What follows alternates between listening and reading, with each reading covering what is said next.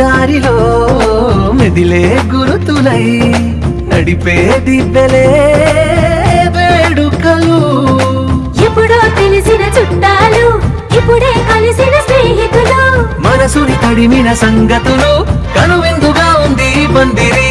రారండో వేడుక చూద్దాం, అయిన వాళ్ళందరం ఈ వేళ ఒక్కటిగా చేరాం, ఆడేద్దాం.